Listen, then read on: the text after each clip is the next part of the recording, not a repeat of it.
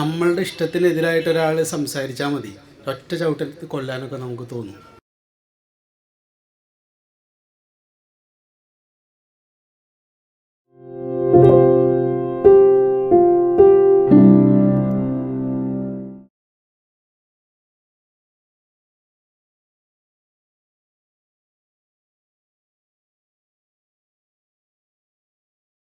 ഇരുപതോളം പുസ്തകങ്ങൾ, അങ്ങയുടെ ലേഖനങ്ങൾ, ഇതൊക്കെ വായിക്കുമ്പോൾ എന്നും മനസ്സിൽ വരുന്ന ഒരു സംശയമാണ് ഞാൻ ഇപ്പോൾ ചോദിക്കുന്നത്.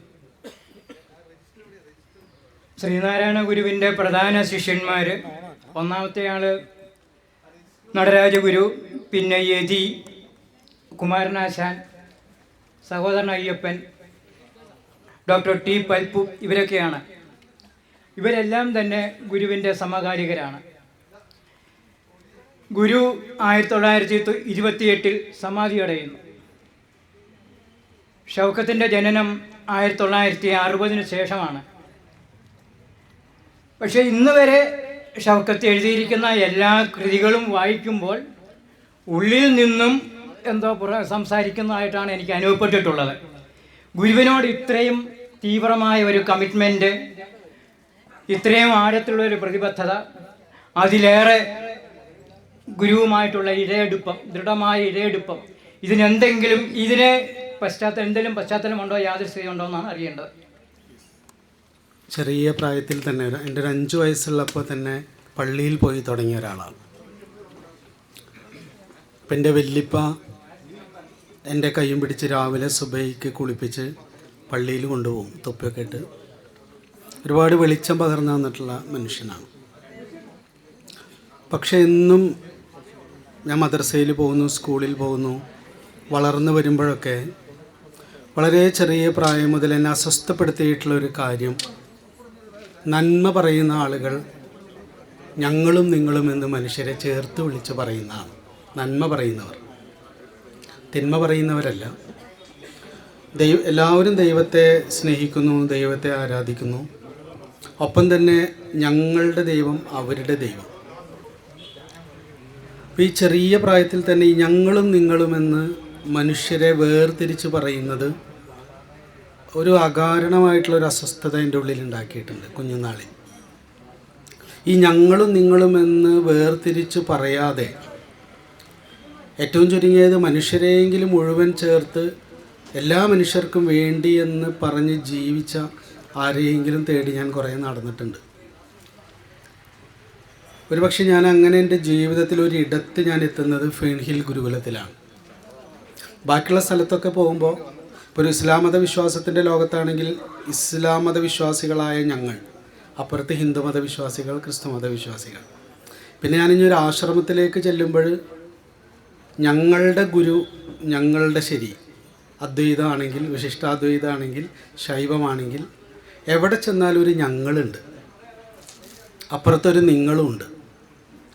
അതില്ലാതെ സർവ്വ മനുഷ്യരെയും ഒന്നായി കാണുന്ന, നമ്മളെല്ലാം ഒന്നാണെന്നൊന്നും ഇടയ്ക്കിടയ്ക്ക് പറയാത്ത, നമ്മളെല്ലാം ഒന്നാണെന്ന് ഒരിക്കലും ഫേൺഹിൽ ഗുരുകുലത്തിൽ ആരും പറഞ്ഞിട്ടില്ല.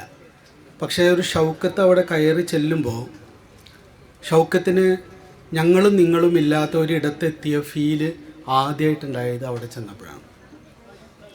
പക്ഷെ അങ്ങനെ ഒരു ഇടം, ഒരു നാരായണ ഗുരുകുലം അവിടെ ഉണ്ടാവാൻ കാരണമായത് ഞങ്ങളും നിങ്ങളും ഇല്ലാതെ ജീവിച്ച ഒരു നാരായണ ഗുരു ഉണ്ടായതുകൊണ്ടാണ്. നാരായണ ഗുരുവിന് ഒരിക്കലും ഞങ്ങളും നിങ്ങളും ഇല്ല, സർവ മനുഷ്യർക്കുമായിട്ടല്ലാതെ.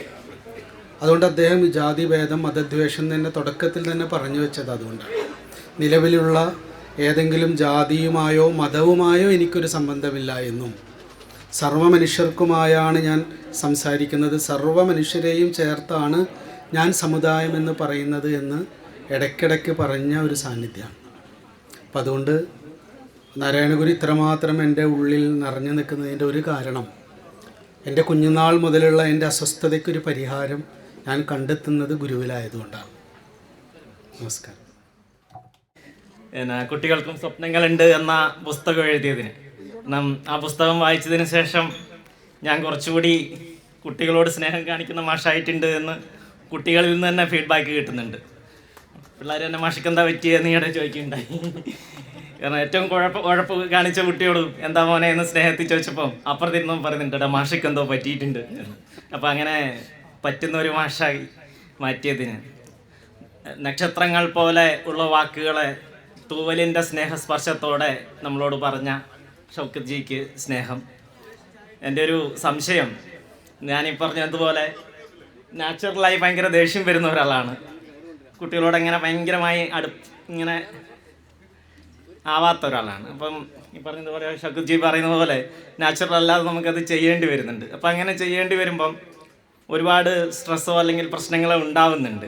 ഇപ്പോൾ ഒരു പേരൻറ്റിന് അല്ലെങ്കിൽ ഒരു അധ്യാപകന് സ്വാഭാവികമായും പുതിയ കുട്ടികളുടെ ഒരു തലത്തിലേക്ക് മാറി ഈ പറഞ്ഞതുപോലെ അവരെ അഡ്രസ്സ് ചെയ്യുന്ന, അവരെ വ്യക്തികളായി പരിഗണിക്കുന്ന സമയത്ത് ഉണ്ടാവുന്ന കുറേ പ്രശ്നങ്ങളുണ്ടാവും. അതിനെ എങ്ങനെയായിരിക്കും നമുക്ക് പരിഹരിക്കാൻ കഴിയുക എന്നുകൂടി അറിഞ്ഞാൽ കുറേ കൂടി മെച്ചപ്പെട്ട മാഷാവാൻ പറ്റുമായിരിക്കും എന്നാണ് എനിക്ക് തോന്നുന്നത്. അടിസ്ഥാനപരമായി എല്ലാ മനുഷ്യരും ദേഷ്യക്കാരാണ്. നമ്മൾ നെഗറ്റീവല്ല ശരിക്കും. അതിൻ്റെ ഒരു ഒറിജിൻ ഫങ്ഷനിങ് എന്ന് പറയുന്നത് നെഗറ്റീവല്ല, അതൊരു ക്വാളിറ്റിയാണ്. നമ്മുടെ സിസ്റ്റത്തിലുള്ളൊരു ക്വാളിറ്റിയാണ് ദേഷ്യം. പക്ഷേ അതിൻ്റെ സന്ദർഭമനുസരിച്ച് അതിനെ ആവിഷ്കരിക്കാൻ കഴിയാതിരിക്കുന്നു എന്നുള്ളതാണ് അതിൻ്റെ പ്രോബ്ലം. കാരണം ദേഷ്യം എന്നുള്ളൊരു ഫീൽ ഇല്ലെങ്കിൽ നമുക്കൊരിക്കലും നമ്മളോട് അടുപ്പിക്കാത്തതിനെ മനസ്സിലാവില്ല. ഇപ്പം ദേഷ്യം വരുന്നത് തെറ്റല്ല, ദേഷ്യം പിടിക്കുന്നതാണ് തെറ്റ്. കാരണം ദേഷ്യം വരുന്നതിനെ തടയാൻ ആർക്കും പറ്റില്ല. കാരണം നമ്മളല്ല ദേഷ്യം വരുത്തുന്നത്.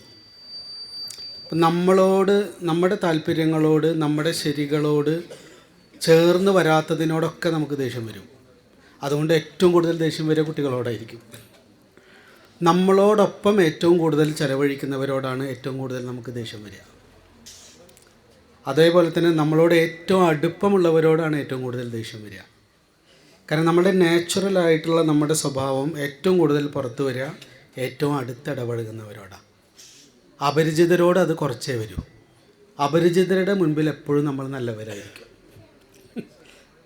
അപ്പോൾ ഏറ്റവും പരിചിതരായിട്ടുള്ള ആളുകളോടാണ് ഇത് വരിക.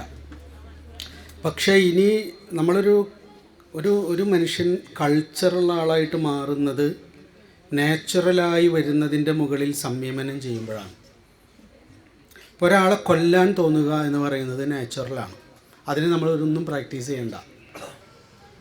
നമ്മളുടെ ഇഷ്ടത്തിനെതിരായിട്ട് ഒരാൾ സംസാരിച്ചാൽ മതി, ഒറ്റ ചവിട്ടത്തിൽ കൊല്ലാനൊക്കെ നമുക്ക് തോന്നും.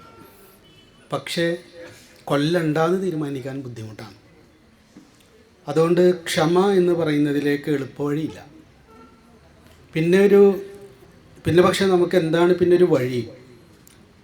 ഈ ദേഷ്യം വരുന്നിടത്ത്, ദേഷ്യം വരുന്ന സമയത്ത് ദേഷ്യത്തെ ഇല്ലാതാക്കുക എന്നതിനേക്കാൾ ദേഷ്യം വരുന്നതിൻ്റെ മൂർച്ച കുറയ്ക്കാനുള്ളൊരു വഴി ദേഷ്യമില്ലാതിരിക്കുന്ന സമയത്ത് ആരോടൊക്കെയാണ് നമുക്ക് ഏറ്റവും കൂടുതൽ ദേഷ്യം വരുന്നത് അവരോട് നല്ല സൗഹൃദാന്തരീക്ഷം ഉണ്ടാക്കുക എന്നുള്ളതാണ്, ഡെവലപ്പ് ചെയ്യുക എന്നുള്ളതാണ്.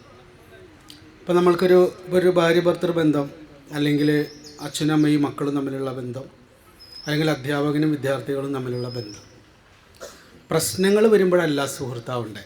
നേരത്തെ പറഞ്ഞതുപോലെ നമ്മളേറ്റവും അടുത്തിടപഴകുന്നവരോട് സദാ ഏറ്റവും നല്ല സൗഹൃദാന്തരീക്ഷം എങ്ങനെയൊക്കെ ഉണ്ടാക്കാൻ പറ്റുമോ അതൊക്കെ നമ്മൾ ഉണ്ടാക്കി കൊണ്ടുവരികയാണെങ്കിൽ ഒരു ഘട്ടം കഴിയുമ്പോൾ നമുക്ക് ദേഷ്യം വരുമ്പോഴും ഉള്ളിലൊരു ചിരിയോടുകൂടി ദേഷ്യം പിടിക്കുന്ന നമ്മളെ അനുഭവിക്കാൻ പറ്റും. ദേഷ്യം വരും, ദേഷ്യം ഇല്ലാതാക്കാനൊന്നും മനുഷ്യന്മാർക്ക് പറ്റില്ല.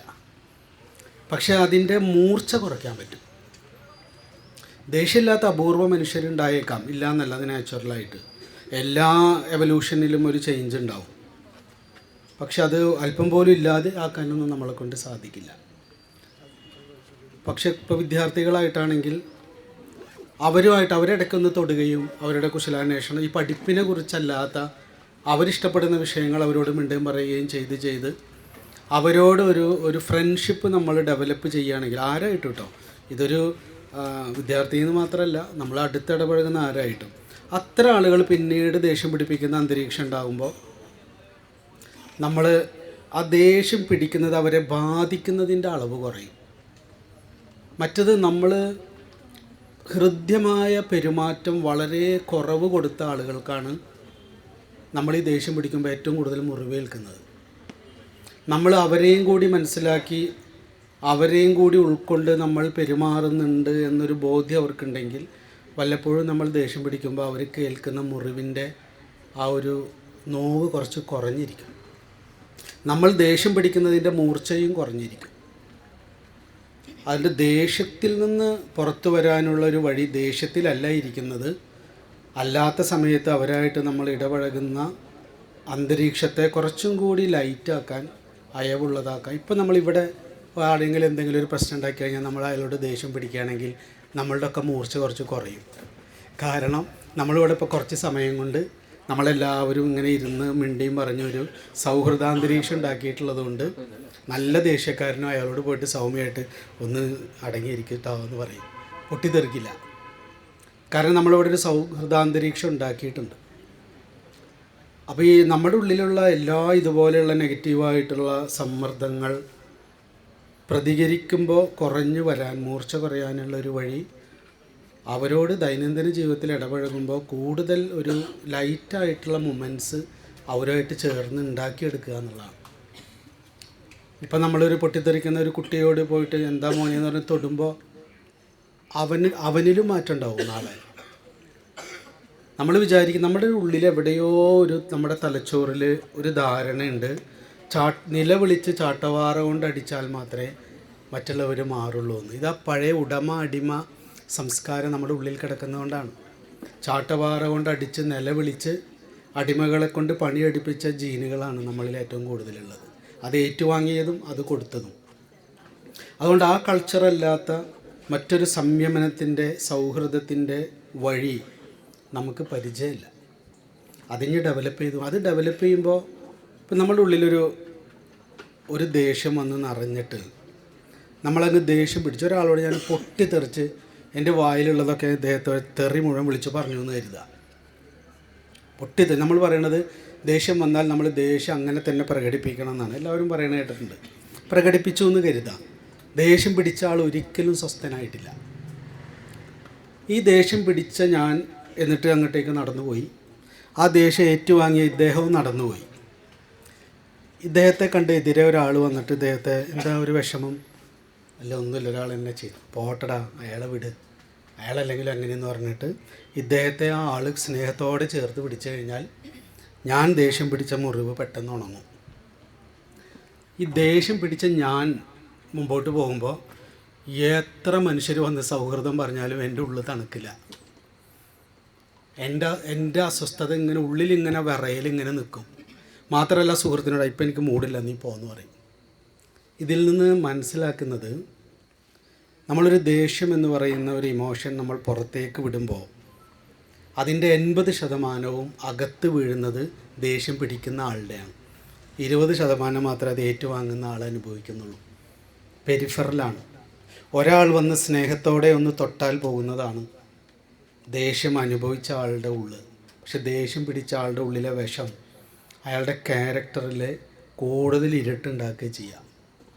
ഈ ഒരു തിരിച്ചറിവിലിരുന്നിട്ടാണ് സംയമനം, ക്ഷമ എന്ന് പറയുന്നത് ഒരു ഹയർ വാല്യൂ ആയിട്ട് നമ്മളുടെ എല്ലാ മഹാത്മാരും വൃത്തിയിലും വെടിപ്പിലും ജീവിച്ചിട്ടുള്ള മനുഷ്യരൊക്കെ ക്ഷമയോടെ ജീവിച്ചിട്ടുള്ളവരാണ്.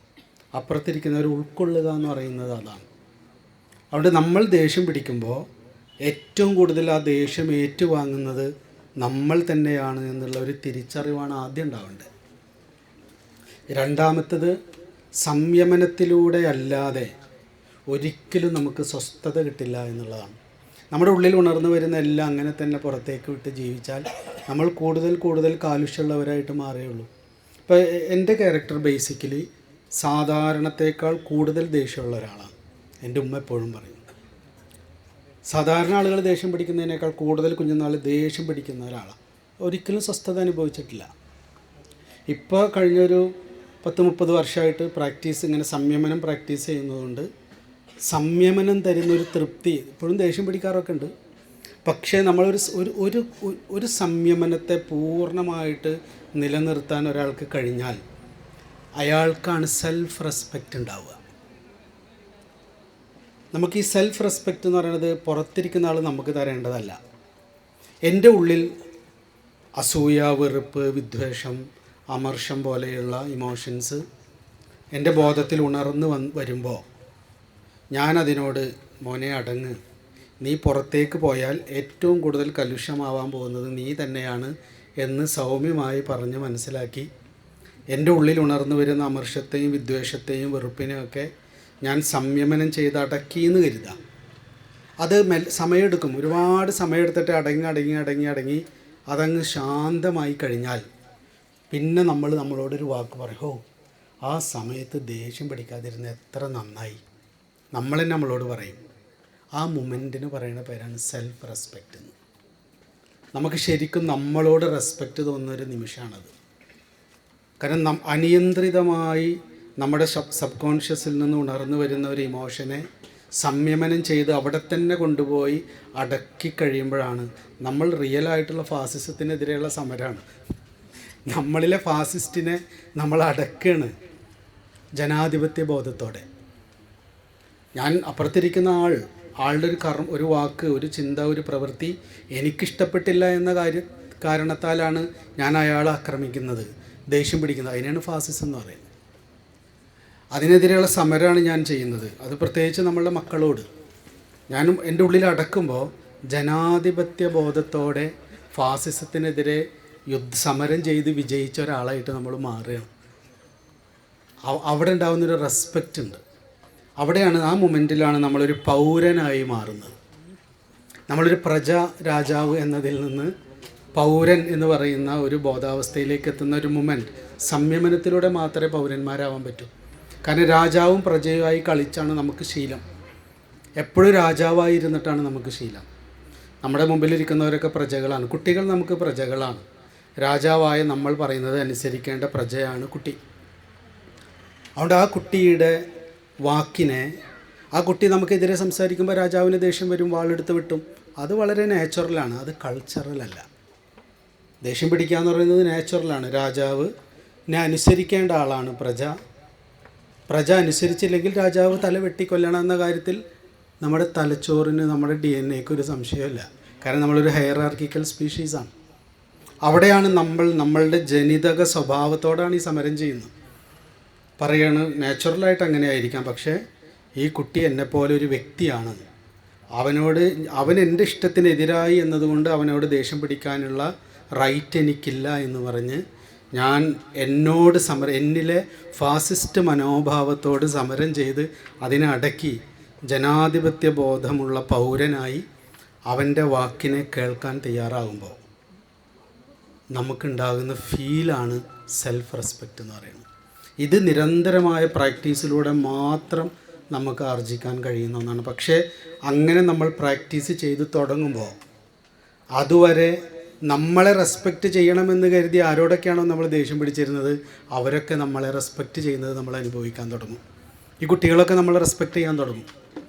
അന്ന് അത്രയും ദേഷ്യം പിടിക്കുന്ന ഒരു സന്ദർഭം ഉണ്ടായിട്ടും മാഷ് എന്നോട് പൊട്ടിത്തെറിച്ചില്ല, എൻ്റെ തോളിൽ തട്ടിപ്പോയി, ഞാൻ എൻ്റെ ജീവിതത്തിൽ ആ മാഷ മറക്കില്ല എന്ന് നമ്മൾ പറയും. കുട്ടികൾ നാളെ പറയും.